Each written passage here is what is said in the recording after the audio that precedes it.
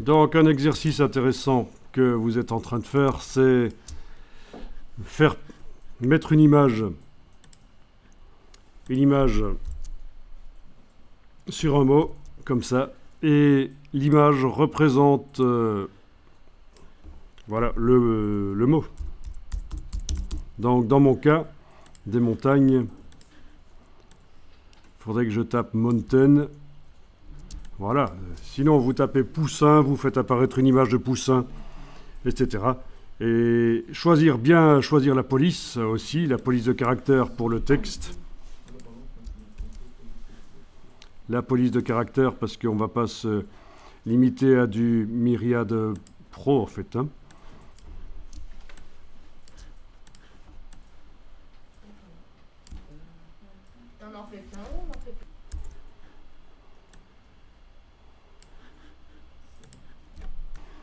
Voilà, donc ce genre de choses, c'est intéressant.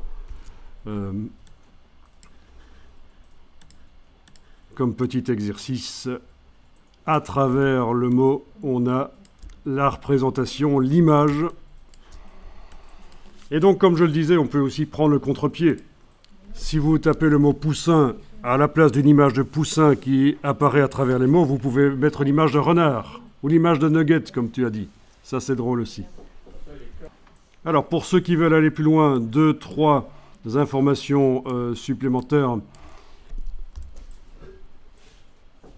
Ici, sur le texte, en plus d'un effet d'ombre portée et de biseautage, je vais aller mettre un effet de contour.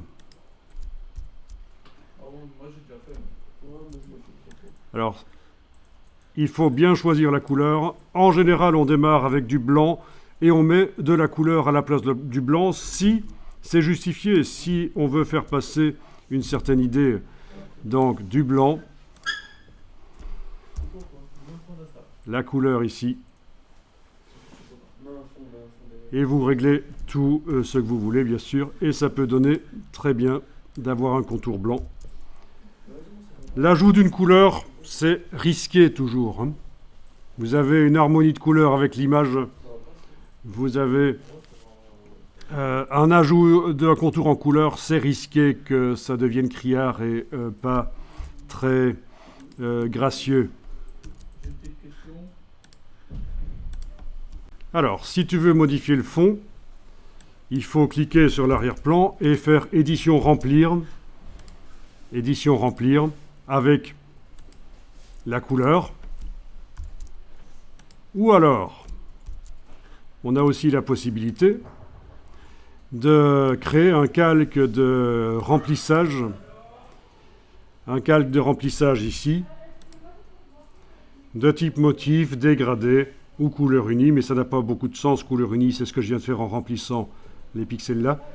Donc calque de remplissage dégradé, ça peut être intéressant. Et on a la bibliothèque de dégradé ici. Voilà, la bibliothèque de dégradé qui est accessible. Donc calque de remplissage de type dégradé, c'est ce qui vient d'être fait. Une fois qu'il est fait, si on veut faire réapparaître les paramètres, on double-clique sur la partie gauche du calque. Et donc vous choisissez le type de dégradé linéaire, radial, etc. Le dégradé, vous le choisissez là. Il est possible de le modifier aussi dans la palette dégradé, mais ça c'est une autre histoire.